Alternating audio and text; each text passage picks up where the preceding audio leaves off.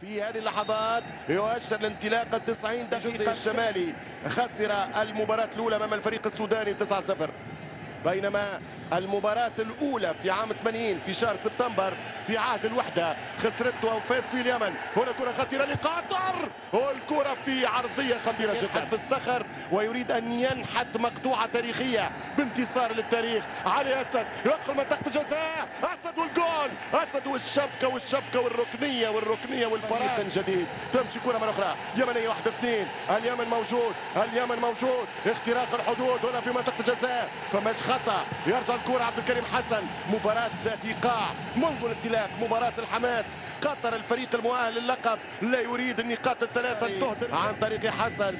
عبد الكريم ميروزلاف يوقف مفاتيح الفريق القطري الاطراف والهيدوس لحد اللحظة. يمشي بالكرة مرة أخرى الفريق اليمني، خطيرة جدا في اوفسايد، يخرج راس خطيرة جدا، والهدف الأول. أوه يا الله يا الله على الكرة التي أهدرتها اليمن في الشوط الأول، وخوخي أهدر الانتصار في الشوط الثاني.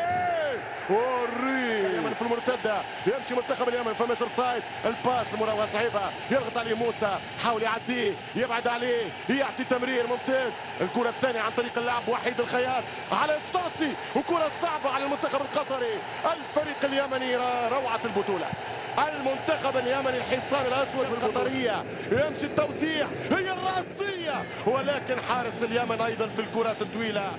في مسقط بعد ترشحوا للاولمبياد وربحوا كاس اسيا في سنغافور، وكره خطيره وفرصه قطريه، الحارس عياش. هناك اسمعهم من صنعاء وعدن، والكره تمشي من كورنر. جمهور اليمن يصنع الحدث، ما زال في عمرها ثواني. اخر كره عرضيه، موسى يدخل، موسى وجول، مش ممكن يا الخوخي. بوعلام لا يعلم طريق الشباك، او ماجد ابراهيم، ولكن الارقام تقول قطر ماكله الجو. ترجع لقطر، كره مرتده، هذه خطيره، يعدي يسددوا باش يحاول يضغط امام هذا التكتل الدفاعي. الفريق القطري ما غير شيء في رايه في الشوط الثاني، قاعد يلعب نفس الاسلوب. الفريق اليمني دخلوا في ستايل نتاعو نتاع لعبه، والكره الفريق اليمني خطيره جدا في المساحات. اليمن عندها شانس، عندها باس، كره توصل منطقه الجزاء، يمشي بالكره للتير، يسدد وسال الحارس. ترجع الكره للفريق العنابي، جول.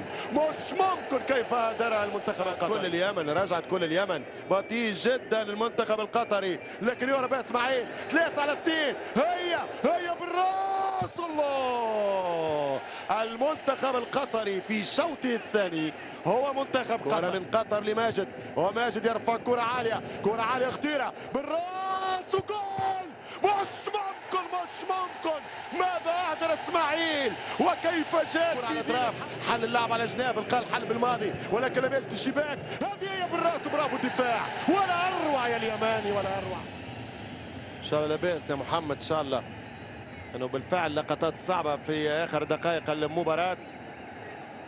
شوف العزيمه اللي عباها المنتخب اليمني، تو ما يهمناش لا عزيمه ولا كوره ولا نتيجه ولا بطوله ولا كاس.